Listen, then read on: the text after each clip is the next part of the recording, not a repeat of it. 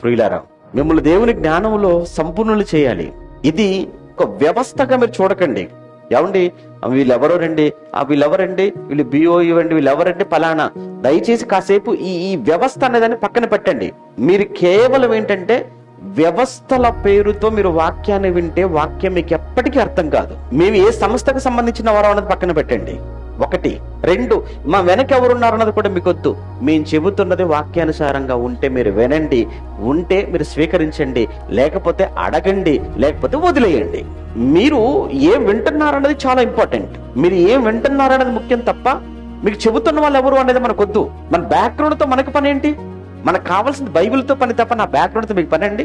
ఇప్పుడు నా ఊరేంటో మీకు తెలియాలా? నా డేట్ ఆఫ్ బర్త్ ఏంటో మీకు తెలియాలా? నా కులం ఏంటో మీకు తెలియాలా? అవసరం లేదు. మరి ఏం కావాలి మీకు? నేను చెప్పే మాటలు కావాలి. నేను చెబుతున్న మాటలు బైబిల్లో ఉన్నాయా? అది కావాలి. బైబిల్ అనుసారంగా ఉందా లేదా? అది మనకు అవసరం. ఎందుకు ఈ మాట చెప్తున్నాడు? కొంతమంది ఏంటంటే వీళ్ళు ఎవరండి, ఫలానా వాళ్ళండి, మనం వెళ్ళకూడదండి. ముందే డిసైడ్ అయిపోతారు, ముందే ఫిక్స్ అయిపోతారు. వీళ్ళు వెనకాల ఎవరున్నారండి? మళ్ళా చెప్తున్నాను కదా, సంస్థలను బట్టి దయచేసి వాక్యాన్ని వినే ప్రయత్నం మీరు ఎప్పుడూ చేయకండి.